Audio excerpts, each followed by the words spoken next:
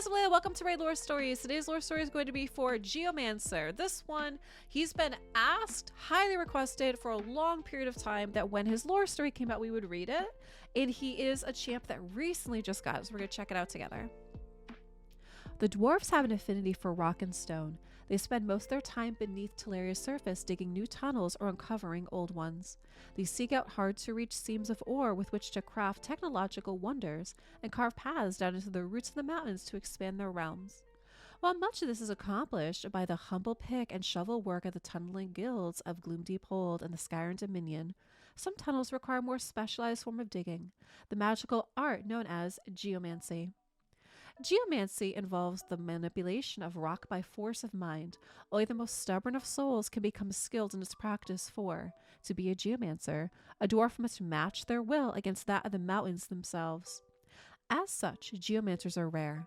Those who display any aptitude at all for the art form are immediately snatched up by the tunneling guilds and trained to use their abilities for the good of their people, whether they wish to do so or not. A geomancer learns to commune with the stone and how to manipulate the fissures that permeate mountains. They guide guild sapper teams to weaker spots in the rock face, sniff out seams of valuable ore, and can hear on mountains warnings of the approach of subterranean monsters, such as rock spiders or cave apes. They are also adept at shaping stone, allowing them to open up new tunnels. For these reasons, geomancers are often at the forefront of every Skyrim delving expedition. But not every geomancer remains in the employ of the tunneling guilds. Some few break their contracts and go into business for themselves. One is Duroc Sunblight. Duroc was once a humble sapper, meant for life of carving timing runes for magical explosives to open up new routes through the earth. But one day, a mislaid rune caused a cave-in, of which Duroc was the only survivor. Buried there in the bowels of the earth, Duroc heard the mountains speak to him, albeit not in words. Rather, some force rose within him and allowed him to magically shift the tons of rock that trapped him and carve a path of death to freedom.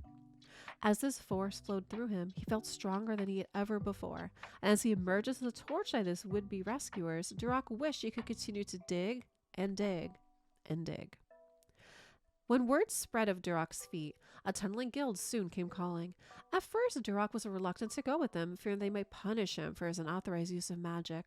But when he realized that they intended to train him to better use the power he'd felt within him, he was only too eager to go.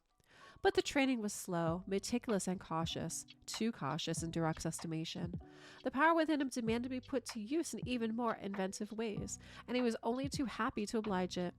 He could turn solid stone to dust and back, cause tremors, even petrify living things.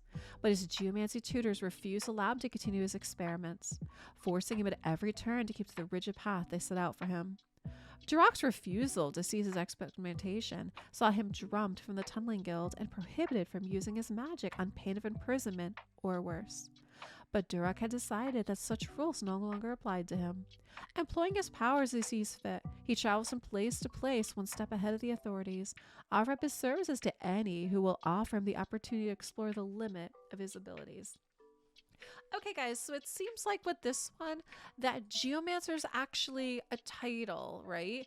It's a group of dwarves, not necessarily one dwarf, but I would say that this one in particular is probably this Duroc Sunblade that they're talking about.